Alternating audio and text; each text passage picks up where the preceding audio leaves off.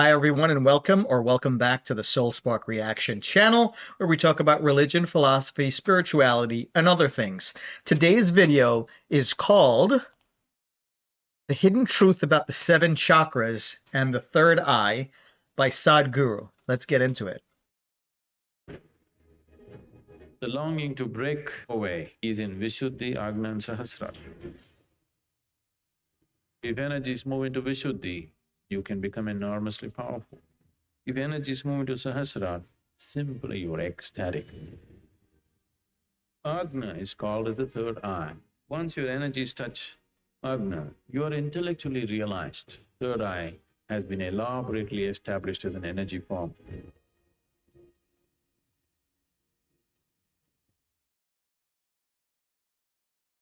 Namaskaram, Sadhguru. I started meditating 10 years ago, and after a few years, I could see my third eye, a perfect eyeball. Is it real or am I hallucinating? Now, this needs to be understood. What is referred to as a third eye is not necessarily another eye like this. Okay, it is not. It is just that, okay. In the pranic system, we talked about the 72,000 nadis. These 72,000 nadis have 114 important junction points in the body. Like in this building, the electrical systems are running, there are many junction point where major meeting of connections are happening. There are So he's saying there, I take it, that he's saying this without saying it, but we are not just biological, we're an electric system, which is something that I know, but I don't think is actually ever described that way. We're an energy center and we're wired in a certain way. And I think that's important. 72,000 nadis, as he puts it, I guess those are just energy points, and they coalesce into 114 points in the body. Yeah, guess so. There are 114 junction points in the body. Generally, these are referred to as chakras. The word chakra literally means a wheel. But these are not in the form of circles or wheels. They always meet in the form of a triangle. The nadis always meet in the form of a triangle. And the whole yogic system depends on what you do with them. So out of this 114, 7 are held as the major junction points. So these are the 7 chakras that everybody's normally talking about. They are located in certain parts of your body. These are Mooladhara, Swadhisthana, Manipuraka, Anahata, Vishuddhi, Agna, Sahasrara. Mooladhara means the foundation. This is a center which is physically or physiologically, it is located between your anal outlet and your genital organ. It's called the perineum medically. If your energies are dominant in your Mooladhara, food and sleep will be the 2 major qualities of your life. They will be the most important factors in your life, food and sleep. If your energies are dominant in your Swadhisthana, which is located just above your genital organ, here you will be a pleasure seeker. Pleasure does not necessarily mean sex and things like that. You are somebody who wants to enjoy the world. That's dominant in you. These move up your spine and through these chakras, the things that you find valuable in life changes. True. I wonder where I am on the spectrum. I'm just waiting to see. Let's see. We got 9 more minutes. So a person who is a pleasure seeker, he lives little more intensely than a person who is living just for food and sleep. Yes.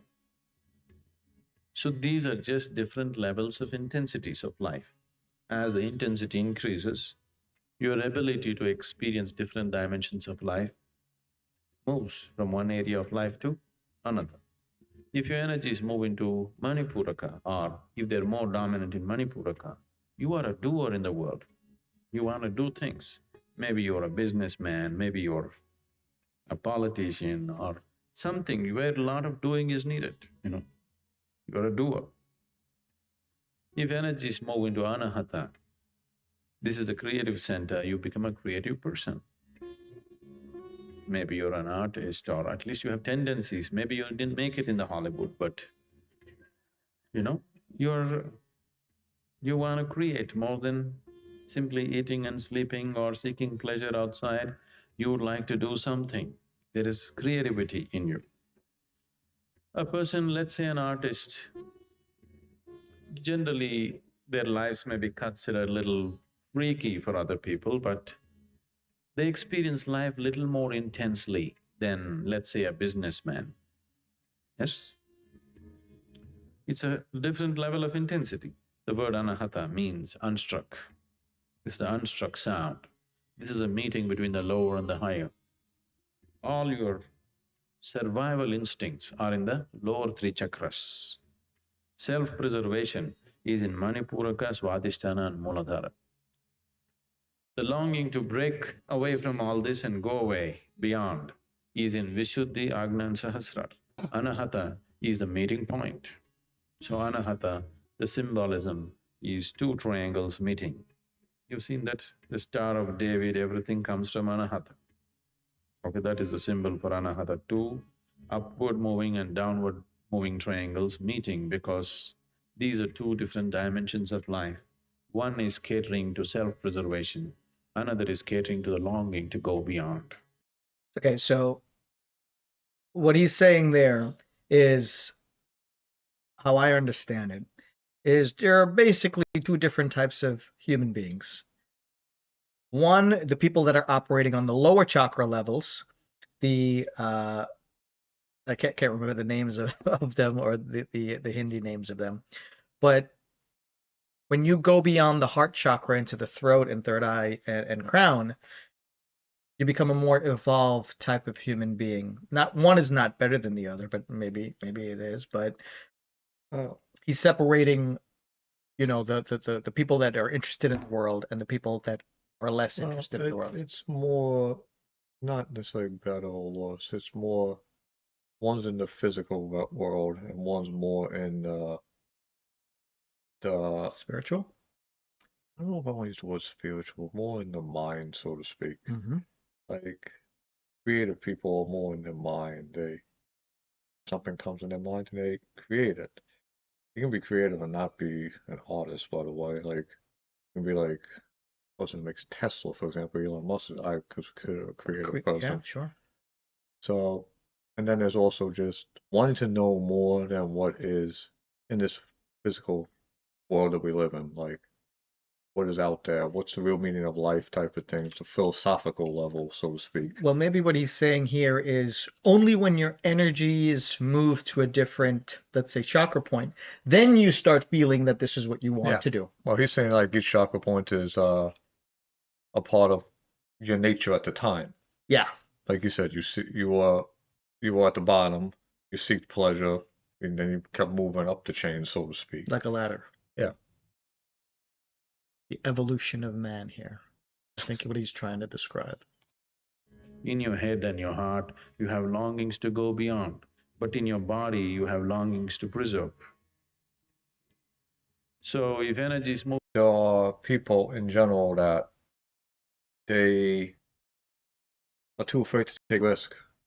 They want to preserve their life, but they seem to fail at realizing life is temporary regardless. But that's just because I'm in a different thought process. But some people will do anything to live as long as humanly possible. Not to live as long as humanly possible and enjoy it, but just to live as long as humanly possible. I think those people are afraid of death, and that's like a deep fear in people. But to me, death is a new adventure. Hey, to a lot of people, it's like they go in their minds, they go to nothingness, which I don't think you and I believe that at all. I don't believe that, but even if it was nothingness, there's still something new to experience in the sense I was be sleeping forever. Well, you and I are different, but we're not afraid of that. A lot of people are, though. Yeah. Move into Vishuddhi, it's a power center, you can become enormously powerful. Very powerful individuals. When I say power, not necessarily physical or financial or something, people can be powerful in so many ways. Just the very way they stand, some people are powerful, some people are not, isn't it? Yes? You don't have to do any action. You make 10 men stand here. The very way they stand, some men are powerful, some aren't, isn't it so? It's not necessarily because of their activity, just the way they are. They don't have to pose for anything. Just simply the way they are, there is power about them. If your energies move into Agna, you are intellectually realized. You see things clearly. You see everything the way it is. Once you begin to see everything the way it is, you are at peace. So Agna is called as the third eye because you see things the way they are. I'll tell you a story. You know this, but this is for the audience. So the third eye is real, and I think Sadhguru is a really deeply spiritually experienced person, but he does not talk about like some of the supernatural things that might happen if you open your third eye. I will tell you my experience with that. About 10 years ago, I felt this jackhammer sensation right into the middle of my forehead it wasn't painful, but it was just the pressure just going in and out. And then afterwards, there was like an explosion of light, and in front of me was this fire, and it started speaking to me. And when I kind of snapped out of that, I said, what just happened? And this was at the point where I was atheist and agnostic, and I thought that the question of what happens when you die, I had said, well, I'm going to die, so at that point I'll figure it out. It's either going to be something or nothing. But after that happened, it sort of introduced me into, okay, the world isn't just what I see. There's so many more layers to it, and that kind of unfolded the path that led us here to be talking about this stuff. With these two eyes are very deceptive. They make you see things the way it is necessary for your survival. They don't allow you to see everything the way it is. Once your energies touch Agna, now you're seeing things the way they are, everything the way it is. Now, that is why it is referred to as a third eye. Sahasrara is the seventh chakra that is not in the body, just outside the body. But most people, it is dormant, it is not active. If some sadhana comes into your life, if you activate it in a certain way, or because of a very intense way of living, it can become active. If energies move into Sahasrara, you will become unexplainably, unreasonably ecstatic, simply like crazy or ecstatic. If you come to the Bhava Spandana, you will see, simply for no reason, you will be spilling in ecstasy. You just don't know what's happening, just no external reason. Simply you're ecstatic, simply because your energies touch Sahasrara. From Mooladhara to Agna, there are many pathways as to how to get there, any number of methods and teachings as to how to reach there. From Agna to Sahasrara, there is no path. If you want to move from Agna to Sahasrara, because there is no path, that is the reason why many people have gone about propagating peace is the highest thing to achieve, because they got stuck here. So from Agna to Sahasrara, there is no pathway. This is the fundamental reason why there is so much stress on a guru in the traditions, because if you have to jump, suppose there is here a black hole, if you have to just jump into it, you must be utterly crazy. Or you must have extraordinary kind of courage. Or you must trust somebody so much that if he says jump, without any problem you will jump. Otherwise, there's no possibility, isn't it? Because that possibility is not there for many people, that's the reason why they have concluded peace is the ultimate thing, because they got stuck here. They wouldn't go up. So I think what he's saying there is there's plenty of paths to taking your energies from the root to your third eye, none from the third eye to the crown. And people are propagating peace because I suppose that's the tenet of the third eye. But the real goal for some people who have these capabilities is ecstasy, which is what happens when your crown chakra opens. I would, So that's what I'm would hearing. shift it around. I'm using my own personal experience a little bit. Mm-hmm. Obviously, if you had the third eye, you could see what everything that is. You'll be at peace because you understand, right? Yeah. Now, I would say Sure, I get that. the crown, while everyone says peace, is because that's as far as you can go, but the crown is love. So you say so. And I actually got that partly from you back in the day when you said the highest power to receive is love. Well, I wonder if love and ecstasy are just all The two same- words well, that I mean, explain I the think it's same thing. Yeah. But I would say an example of that would be like you take your. Actually, no, Buddha would be more peace. The only thing I can think of would be love would be Jesus. I'm thinking like higher power. Like Yeah. that's why he's able to do everything he's able to do, right? Well, a lot of In people theory. wouldn't know this, but in Hinduism, which I'm from that culture, I know you're Catholic.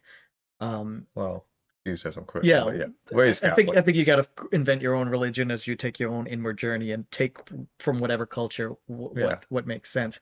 But in Hinduism, there are plenty of people that revere Jesus Christ as being one of these beings that was able to activate themselves in such a way that they had the power of the Christ or the power of the Holy Spirit to the max that a human being can achieve it. So in other words, Jesus would be like Michael Jordan in basketball. And yes, there are other people that have these capabilities, but they're just other people in the NBA. But Jordan stands above them all, and I don't think people really understand that you brought up Jesus, but yeah, he's revered in plenty of cultures. Yeah.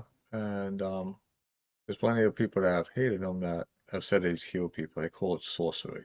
Hmm. So he's been known from his own enemies to have done stuff. So not taking in the fundamental sense of saying preaching religion here, because that's not what this channel's about. No. It's just if Jesus was who Jesus was, the epitome of love, which would be the crown, because he would seem absolutely crazy in a way. I get it. I get it. Making sense to me. About seeing a form of an eye is simply because certain systems of practices made a whole imagery about it. These images were not just drawn on paper, they established forms of it. This is a whole science by itself. In India, this is called as the science of consecration. In the yogic traditions, this science of consecration can be taken to such peaks. Any form you want, you can consecrate it and make it a reality. Right now, let us say I want a fierce dragon established energy-wise. Now, I will establish a temple for a dragon. And if you go there, you have a deep experience of the dragon because the energy form of the dragon is like alive, like a real thing. Because the science of consecration is such, any form that you want, you can consecrate it and make the energy hold that form. So deities were created for different purposes, whichever kind of form they wanted, they created it. That goes back to the Vedics. Remember I told you, I don't know if I said it in these videos, but the Vedic book says there's only one God, and I always just, in Hinduism, there's the Atma, which is your soul, and we're all connected to the power Atma. All the gods that people follow in Hinduism were created by people, and he's now touching Saying upon that. He's saying that. Yeah. There's something that my father told me not very long ago, because he goes to temple and all that, and he talks about there are these, like he'll bring home an apple or something like that, and he'll say you should eat this. Okay, well, why? Because he got it blessed because the monks or the religious people in the temple, they prayed on it and blessed it, so it changed perhaps the atomic structure of the app. I guess that's what he's trying to convey, that you can imbue power into different objects. That's basically what he's saying. Creating a temple with the power of a dragon in it, it's essentially focusing a certain type of energy in a place or a thing. Yeah. And I believe that. I mean, you put belief in the system that you follow. the power of belief is strong. The power, if you believe anything, it's real for you. Yeah. 100% real. And he's saying it's real just as a force of nature, so to speak. Because you'll see it. Yeah. You'll believe it. And it will take over and consume you. So you'll embody, in this case, a dragon, you'll probably embody the characteristics of a dragon if you become to idolize it. The characteristics of a dragon are obviously what you believe a dragon is, because, well, we can argue if dragons really existed. I'm telling you, like, human beings are so fascinating to me because we can really be a lot of different things just by the power of our mind. Kung Fu, the martial art, Yeah. was invented as a self-defense thing, but they took on almost every Kung Fu style. At least I'm not a professional expert in this, but from what I understand, they all mimic different animals. Yeah. To That's a learn good how point. they would fight the way the animal would fight. Hmm. So what he's saying has plenty of merit. And I'm fascinated by the fact that it actually matches up with the Vedics, because Hinduism is so far away from the Vedics, but they say that Hinduism is the oldest religion, but the oldest religion was based on the Vedics. Hinduism has changed over time. Yeah. And he literally basically said the fundamental principle of the Vedics is there's only really one God, and we all create our own minds, create the other gods that we all follow. That's something I can get on board with. So like this, people created different kinds of imagery for the sake of sadhana, so that people could make use of it. It is not that that's the way you have it, but it has been established in many traditions. Third eye has been elaborately established as an energy form. If you happen to come in touch with this somewhere, you may begin to see it. But these are two different kinds of yoga. There is something called as right-hand yoga and left-hand yoga. In the right-hand yoga, there is no imagery. Right now, what we are offering to you is that, no imagery. We don't use any kind of imagination, because once you go on imagination, you must be in constant care of somebody who knows what is what, somebody who is capable of taking away the images when it is no more needed. Otherwise, you won't know where is reality and where is imagination. You will just fly off into imaginary states very easily.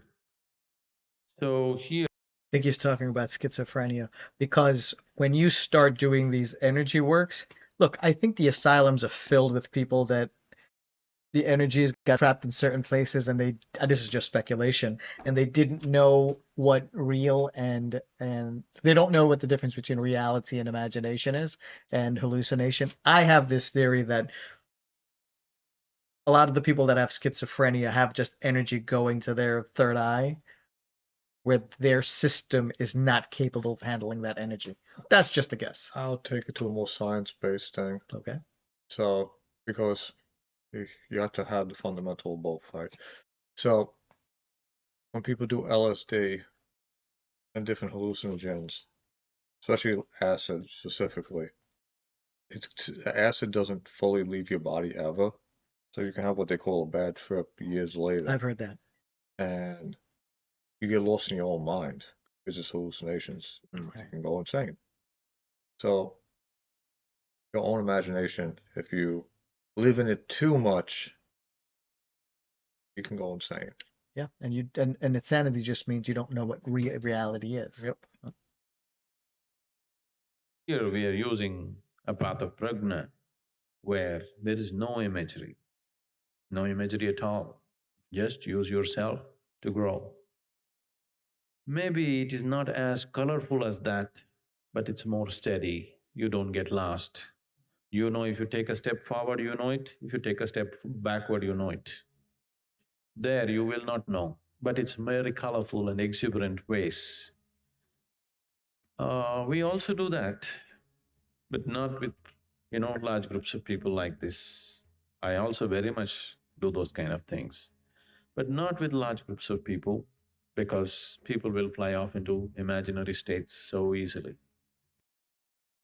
Yeah, that was pretty interesting. It's a great take. This is somebody that I've come to trust as a real guru, and somebody that has gone through some of the spiritual changes from ordinary. I mean, his story, I think he was like a construction worker and spiritual things started happening to him. Then he developed into, well, the man that became like world famous. So he's somebody that has a lot of credibility. And I know he went to guru school, whatever that means. So he has a lot of these ancient teachings that he's blended with modern science. So everything he said there, I can see, I'm on board with 100%. I kind of more curious about how does he go about it without imagery? Because he specifically said he doesn't use imagery. Oh, I can guess. So one of the things he's said in other videos is like imagine if okay, I'll speak it like I'm him to you. Imagine if I had the ability, you're full of anxiety and depression and all that, and I had this ability to take that away right now, right? And I do that. Well, it's whatever, right? As soon as you walk outside and you stump your toe or somebody yells at you, all that goes away. So right? Because you can only change somebody's mental state for so long. So what he says is fix your posture and align your spine by using your physical body. Now that might be like physical yoga to align your body. And once you align your body, you're going to align your hormones. It's going to change the way your brain works, and that brings you the stability. So I think that's what it is. It's more it's practices, but it's also a physical exercise, not just a mental exercise. Okay. That's pretty good, right? That's not for me. That's something I'll take it. yeah. Fix your body. Look, we know this. Align your spine. You're going to change your life. Because I know generally when it comes to religion, they'll say the left-hand path and the right-hand path. The right-hand path is always on the side of like God. more religion side, Yeah. like whereas the left-hand path is more on the side of like Well, the speaking. right hand is God. The left hand is the devil. Sort of. Yeah. Where it's like you just basically do some not so good moral practices too. He didn't say that though. He No. said it differently. Like They don't follow Shiva in the way of like kindness. They follow it more like they go to graves and they put ashes all over their bodies and they drink their own urine and do all sorts of like things to detach from the world, essentially is what they're trying to do. Or like vile things to detach and make themselves. I forgot what the group. I gotta He's mentioned them before, Sadhguru too. Yeah, I think in Hindu culture, there's different paths to enlightenment, and one of those paths is just taking the dark path, and Yeah. that's not for me. That's the left hand, essentially. Yeah.